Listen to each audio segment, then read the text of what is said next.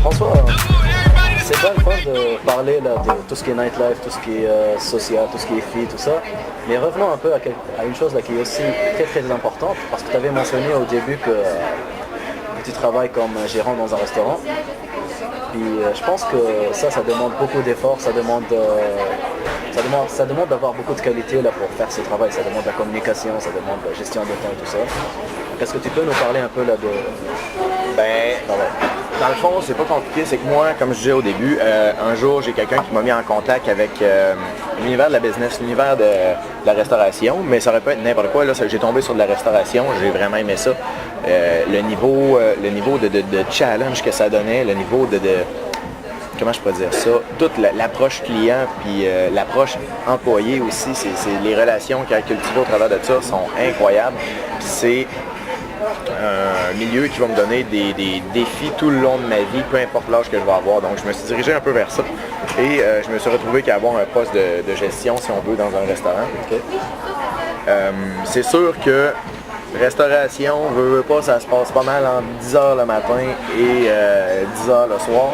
Puis les bars, ça se passe pas mal en 10h le soir et 5h du matin. T'as pas de pause. Donc ça me fait un horaire qui est assez incroyable. Sauf que concilier les deux, là, c'est une question d'effort.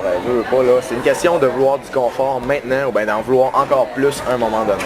Moi, je me dis, tout ce que tu fais dans la vie qui est difficile, c'est un investissement. C'est toujours un investissement. Surtout qu'on est jeune, on a encore l'énergie nécessaire là, pour... Bon, je me lève un petit peu plus tard le matin, mais... Bon, ça, c'est pas un problème. On se lève tous plus tard. Comme je dis, c'est ça. Et puis, il y a tellement d'outils de nos jours, là, c'est fou. Là. Chacun de nos cellulaires a un calendrier dedans avec des alarmes pour nous rappeler. Il y a trop de...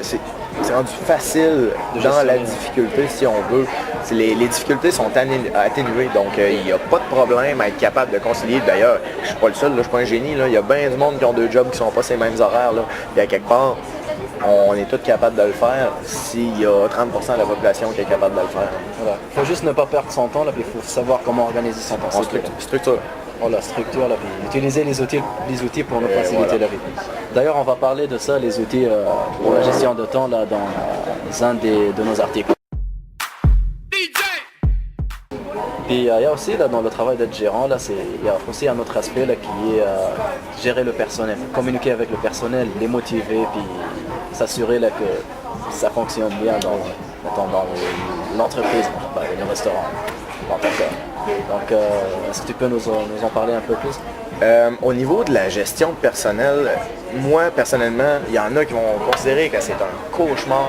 Moi, je me sens dans mon univers, je nage là-dedans, j'ai du plaisir, même au travers des difficultés. Là, parce que, justement, je mets tout mon talent, comme c'est pas, je dis pas que je suis bourré de talent, mais je veux dire, le potentiel que j'ai au niveau des relations humaines, il est toujours mis à l'épreuve là-dedans. Donc, pour moi, c'est un beau challenge, puis j'essaye d'en profiter le plus possible.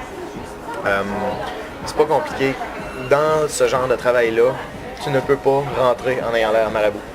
Parce que tu viens d'infecter tout le monde, c'est tellement contagieux. Autant que tout le monde dit qu'un sourire, c'est contagieux, une face de bœuf, c'est encore pire. Une face de bœuf, c'est le H1N1 d'une entreprise. Donc, c'est pas compliqué, tu rentres, tes problèmes, ils restent en dehors de la porte. Toutes les entreprises ont une porte à quelque part, là, ils restent toujours dehors de la porte. Tu rentres, tu essaies de gager c'est quoi la vibe qu'il y a dans moi c'est un restaurant, dans le magasin, peu importe, tu gages la vibe qu'il y a, c'est qui est en train d'infecter les autres. Puis tu pousses pour que ça aille mieux. Tu pousses pour que cette personne-là, sa journée aille mieux. Si sa journée va mieux, la journée de tout le monde va aller mieux, l'entreprise va aller mieux. C'est merveilleux. Puis beaucoup des bases de comment j'agis avec les employés, ça m'a été suggéré justement par la même personne que je dis qui m'a été mis en contact avec la business. Un livre, Comment se faire des amis, Dale Carnegie, c'est merveilleux. Ça c'est un très bon ami à nous, ça. Ouais, c'est ça. Puis en partant, là, tu repognes le livre puis tu te dis, je m'en vais-tu d'une librairie aller payer pour un livre qui s'appelle Comment se faire des amis? Non, mais je suis loser, moi. Ouais, c'est ça. Mais sincèrement, là, la petite dose d'humilité que ça prend vaut tellement la peine. Ça va vous mener n'importe où est-ce que vous voulez dans votre vie si vous êtes capable d'appliquer ce qu'il y a dans ce livre-là. La moitié du monde qui le lise font comme, c'est la Bible, je ne veux plus jamais parler à quelqu'un d'autre sans utiliser ça. L'autre moitié, mon Dieu, c'est de la merde, ça. J'ai de l'air hypocrite, je fais juste essayer de flatter tout le monde dans le sens du poil. Les gens qui pensent comme ça ben ça ne deviendra jamais des fondateurs de Facebook, ça ne deviendra jamais des PDG de Google, ça ne deviendra jamais rien de ça. Mais c'est ça, genre, c'est toi d'ailleurs qui nous a conseillé comment se faire des amis comme livre. Tant mieux, je suis content que vous ayez apprécié. 5 ou 6 mois, là, on avait parlé de ça. Et moi au début, là, je pensais, ok, je vais recommencer à lire comment se faire des amis à 24 ans. Mais là, j'ai commencé à lire, puis c'est des concepts vraiment, vraiment importants, genre. Mais c'est des concepts Ne simples. pas critiquer, complémenter, essayer de motiver le monde, puis...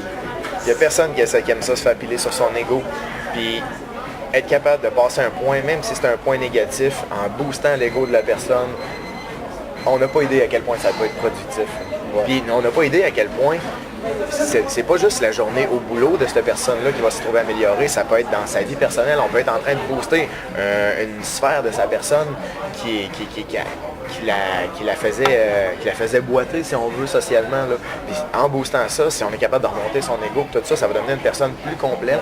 Puis là, je suis en train de rendre ça loin, là, mais c'est l'impact à quelque part que ça peut avoir. C'est ça, là, c'est que si tu montres à la personne là, qu'elle a de l'importance maintenant. Maintenant, il travaille 8 heures par jour, puis tu lui montres à ces 8 heures-là qu'il a de l'importance, ne pas le blesser, puis tu le complémentes. À la fin de la journée, là, quand il va sortir. J'ai fait une très belle journée de travail, puis c'est parti là pour une bonne soirée pour lui. Maintenant, quand il va sortir, quand il va faire d'autres choses.